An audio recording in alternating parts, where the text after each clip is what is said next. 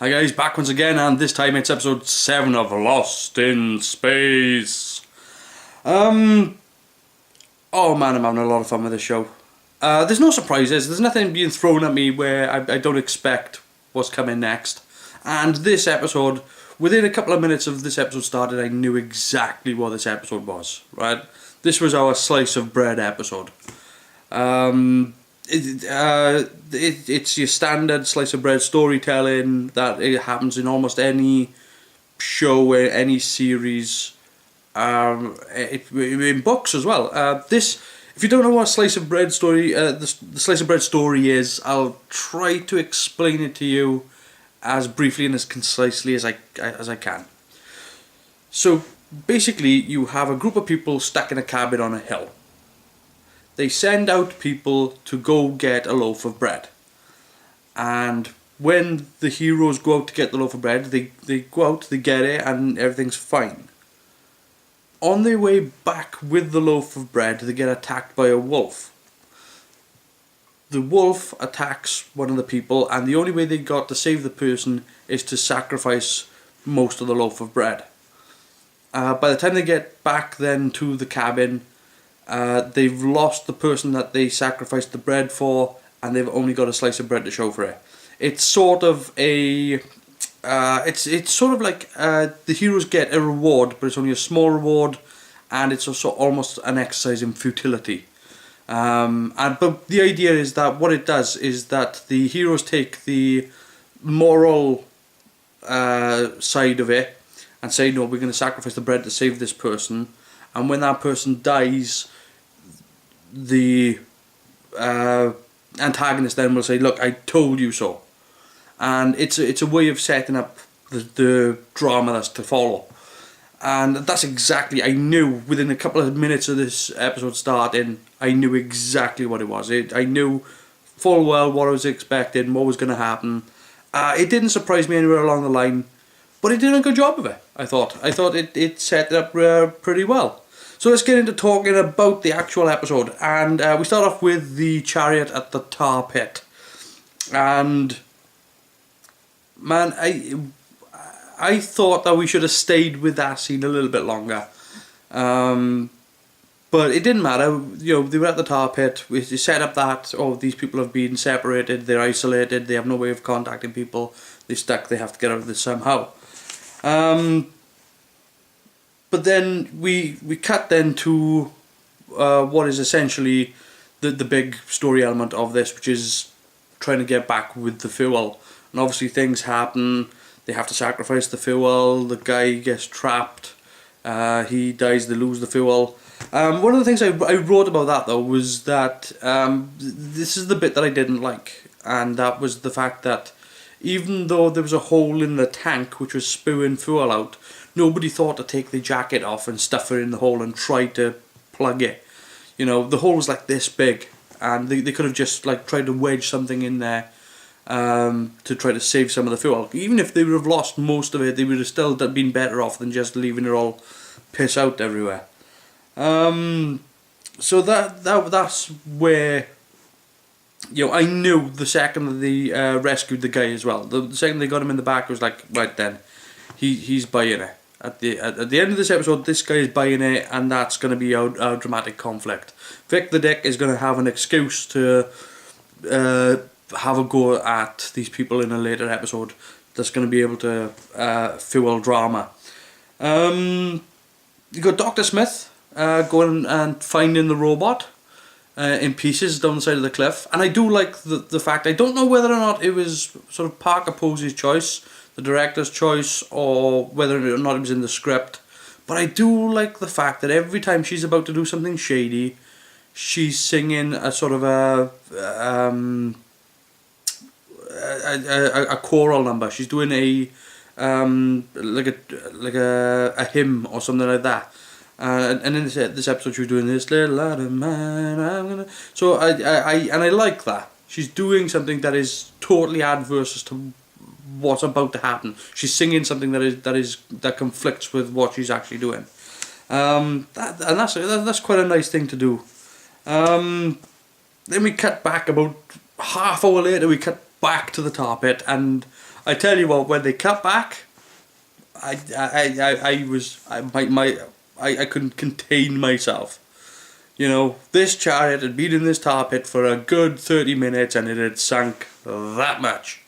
Like, oh no, we're sinking, we can't get out, and yet we've lost 3 inches of rubber to the tar. It's like, come on. You know, and this is why I love this show, right? It's just absurd in some places. It's doing a good job of it. And I'm just rolling with the punches now. It's I'm just having such a good time with this show. Like, of course, it only sank that far while we were away. And the other thing, the other note that I made as well was that when they were, it was a good scene between Maureen and John inside the truck.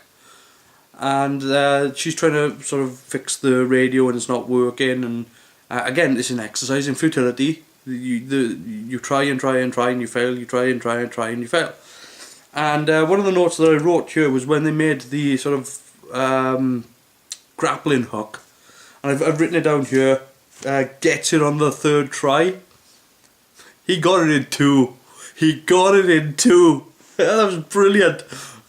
First time, bang, bounces off, misses. Second one, it was perfect. Like, that hook went right the way round, up over the thing, and it was,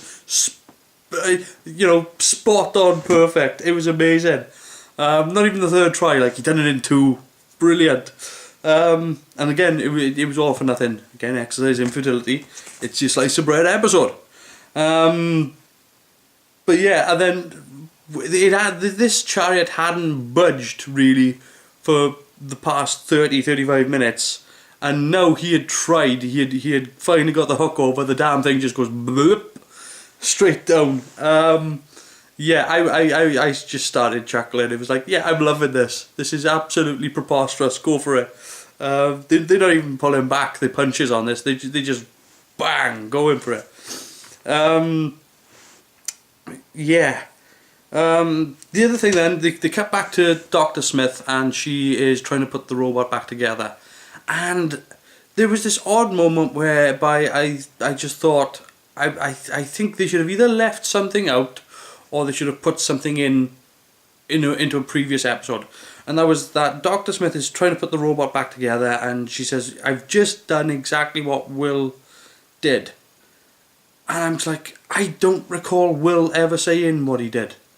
Maybe he did it off camera, but if he did, then it's something that they should have made mention of in the previous episode, just so that we've got this moment.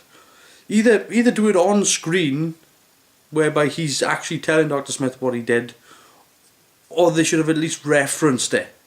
And it was a bit of an odd moment, like, how does Dr. Smith know? And because I don't recall that ever happening. We move back into the chariot, which is now under tar, because, it sank so quickly. And you got Maureen admitting to John that Will failed the test, and all this is her fault, and she feels terrible and bad, and it's my fault that we're here. And John's like, don't worry about it. We'll be okay. I'm sorry. I get that he's an understanding bloke, right? But at one point, I'm expecting him to just go, what did you say? All this is because of you? I was just expecting him to just erupt. Like, I was just expecting to see like the top of the tar and just hear. I'm sorry, it just makes me giggle every time. But so then they put together some sort of they MacGyver a weather balloon to make a tunnel to displace the tar so they can get out. And yeah, duct tape to the rescue. I'm not sure that's going to work, okay? I'll go with it, right? The science in this show is non-existent, right? It's just, at no point do I firmly believe that a helium weather balloon is going to displace a Tanatar.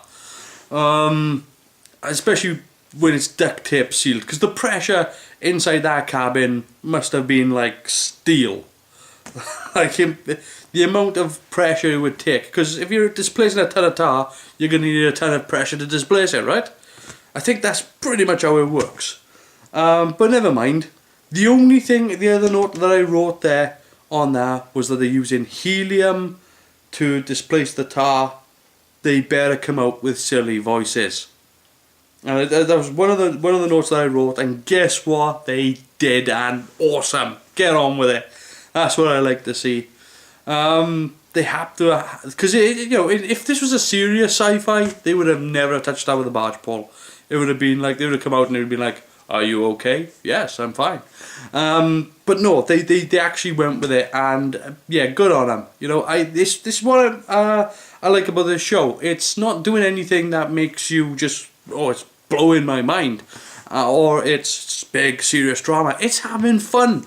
It's having fun with it. It's putting these people into ridiculous situations, and it's just going with it. It's like it's the George Lucas approach to storytelling. It's just like, do what's fun and be damned with the rules. And and I'm going with it. And I really, for what this episode was, even though I knew exactly what this episode was going into it, I'm still having a great time. And episode 7, yeah, it was the slice of bread episode, but it did a damn good job of it. Anyway, that's what I thought of episode 7, and I'll see you later, guys.